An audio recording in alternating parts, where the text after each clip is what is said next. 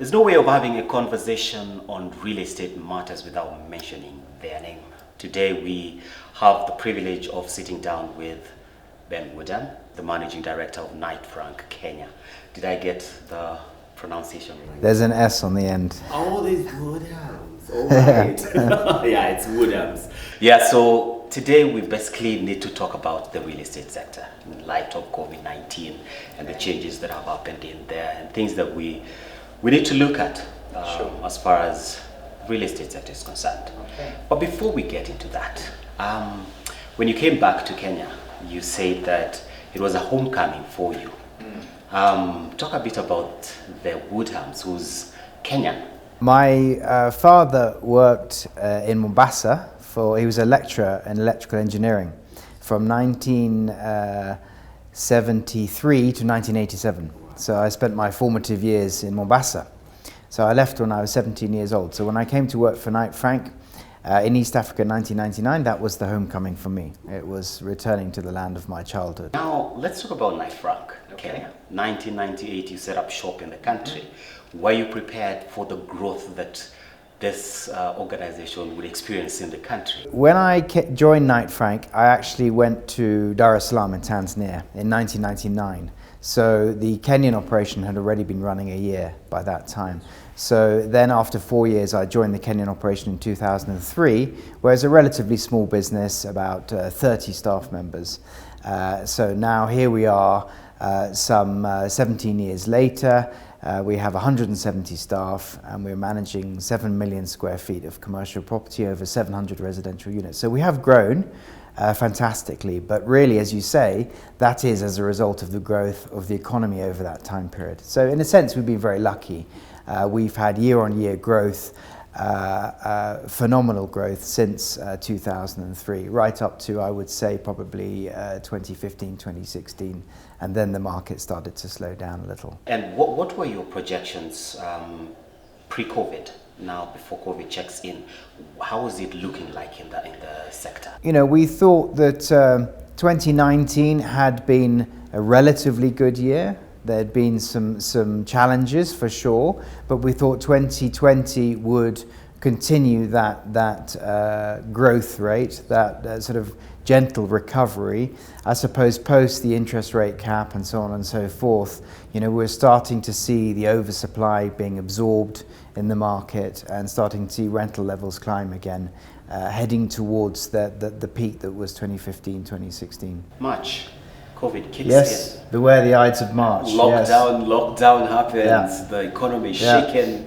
Is the real estate sector affected, or was it left untouched? No, of course it was affected tremendously. But I think that, you know, if you look at what happened in the rest of the world, and you look at what happened on the continent of Africa, I think the Kenyan government did pretty well, actually, with the benefit of hindsight. They didn't lock the economy down completely, like other countries did, such as Uganda. So I think Uganda will take longer than Kenya to recover because the lockdown was so extreme. And yet at the same time, measures were put in place by the government, not just control measures, but also fiscal measures, monetary measures as well, in order to help the Kenyan population at large. Obviously, the Kenyan government didn't have the budget to have large furlough schemes where they were supplementing people's wages, but the fiscal measures that were put in place certainly did help. VAT being reduced, PAYE, people making it more affordable for people to be paid, and so on and so forth.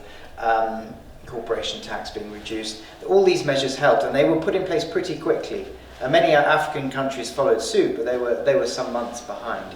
So I think, by and large, you know, we escaped the worst of it. But if we were to look at the property market sector by sector, obviously the hardest hit was the hotel industry, you know, because Nairobi relies on conferences and tourists, and you know, tourists even today are not coming to Kenya, not because they're afraid of catching the virus here in Kenya, but because, you know, there are other restrictions that prevent them from coming. A lot of them have lost jobs and have got less money. Their insurance companies don't allow them to travel, and of course, coming to Kenya, many countries, they would have to self-isolate when they go home again. So until those changes happen, and also the reopening of the schools in Kenya is preventing expatriates returning as well. So definitely the hotel industry, hospitality sector was hit the worst. Retail, I think, was next worse.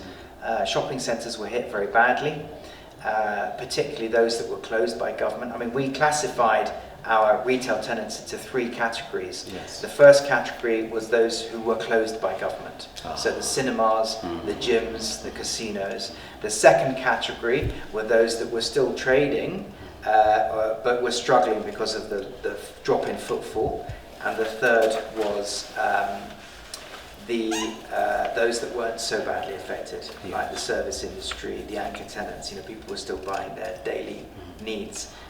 Footfall fell dramatically, not to zero, because people were still having to come into the anchors to buy their daily requirements, but the dwell time was very low. People were coming in and going out very quickly, and not really doing any impulse purchasing, so all the other line shops are suffering very, very badly. What are some of these lessons that you picked as Knight Frank? Well, the big one is video conferencing. I mean, who hasn't learned so much about video conferencing in the last 6 months? It's been incredible.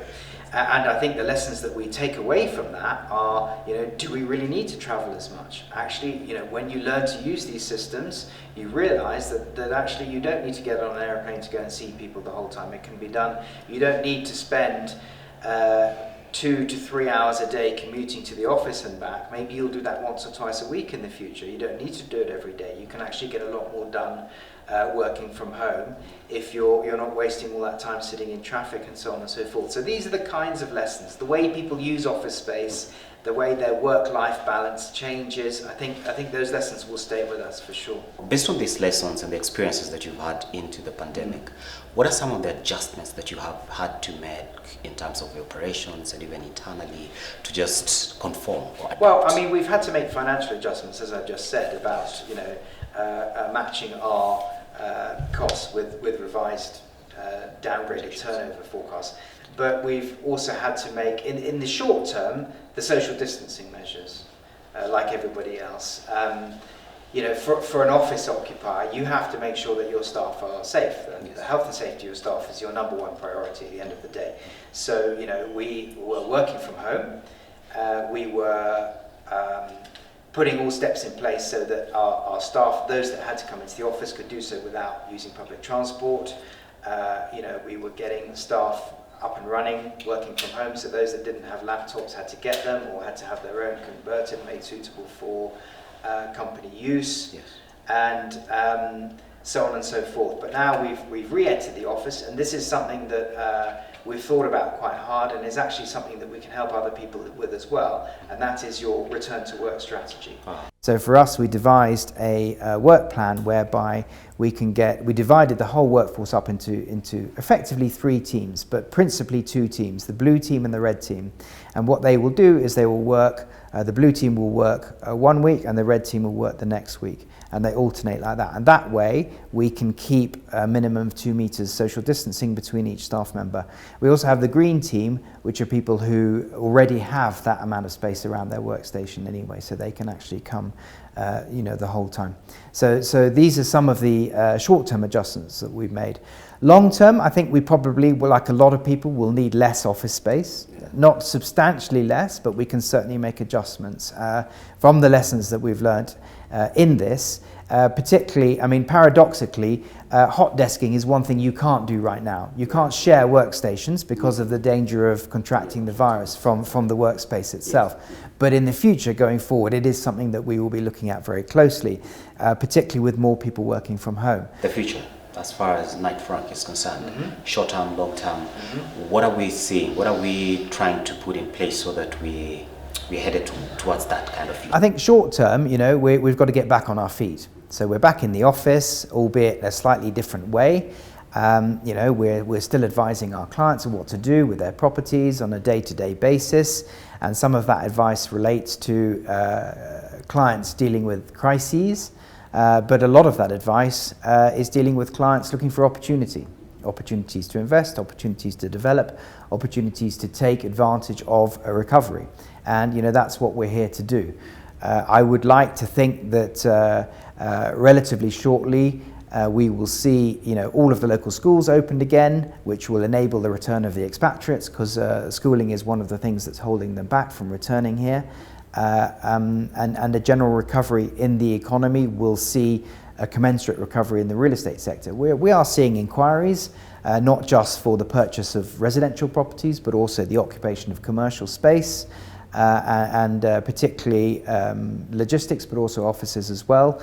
Retail, we've seen a huge recovery in the number of footfall into shopping centres. So the shoppers have gone back to the shopping centres without a shadow of doubt. Now that gives us a new challenge. How do we maintain social distancing in shopping centres where the numbers are going up and up? So we've done a lot of work in those shopping centres, putting in branding to make sure that people socially distance, wash their hands, and so on and so forth. And I think it's going to be very telling. This is very, very important next quarter, the 3 months in the run-up to the Christmas season. How will that retail fare? Will that recovery be there? Because, let's manage our expectations. People do not have the same amount of money in their pockets as they had this time last year. And so they won't be doing these big spending. But having said that, also people won't have travelled overseas as well. So money that might have been spent in Dubai or Europe or whatever will be spent here. So let's see. It's going to be very telling, but I think by January next year, we'll have a very good understanding of what the market's going to look like for the rest of the year. Generally now, advice to somebody like me who wants to probably get into this space, right? Wants to invest, even just generally around. What's your advice to them? In terms of investing in property, the first investment that people make in property, generally speaking, is their own home. I've always said I really advocate first-time house buying, getting onto that property ladder. And the biggest barrier to the property ladder has been the cost of borrowing. And I think that is changing. We're certainly seeing it change with the packages that are being presented in the low-cost housing sector. And I hope that continues going forward. So if you were to say to somebody, okay, you're paying X shillings a month on your rent, you can pay 3 times that and service a mortgage, they're going to say, no, I'll carry on renting, thank you very much. Yeah. They can't afford it. But if we can reduce the interest rate and extend the term in which the repayments are made, therefore bring those monthly repayment costs down to, I don't know, maybe even if it's within 20% of what they're paying as rent instead of 300%, then people will make that switch. And I think that's very important to get on that first step, the property ladder. You might buy a small 2-bedroom place with your new wife and, in the hope that you'll have a child. And then when you have that child, you can perhaps sell that place and for a little bit more, upgrade to a 3-bedroom, and off you go, and you're on that property ladder. So what happens is when you buy a property, not only as you service the mortgage is your percentage of that property going up incrementally, but also any value increase that happens to that property is yours entirely. So if you buy something for 5 million shillings and the value goes up for 7 million shillings, that 2 million shillings is yours. That's your share of Nairobi's growth. Whereas if you rent during that time period and the property goes as a value from 5 to 7 million shillings, it's the landlord who's benefiting from that. And all you're doing is just paying money away every month to no long-term benefit.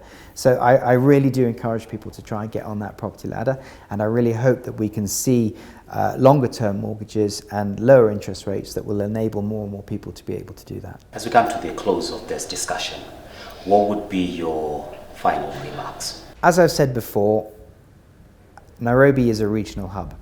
So we're very lucky to be here because we have a 2-tier market. We have the market that services the city and perhaps the country as well, but we also have the market that services the region. So because we're a regional hub, we have almost an unfair advantage over our neighbours in that if an organisation wants to be somewhere within the region, they'll come to Nairobi. And that helps investment value, it helps economic growth, and of course property growth as well. So it's a great place to be, and I wish everybody the best of luck in the future.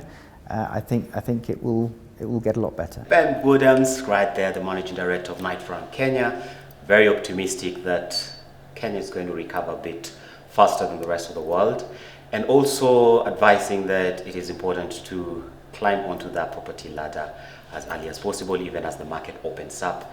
And we we see that changes in the interest rates and the cost of borrowing. Thank you for giving us this time for the discussions. Join me again next week as we engage yet another industry player. My name is Fred Makori.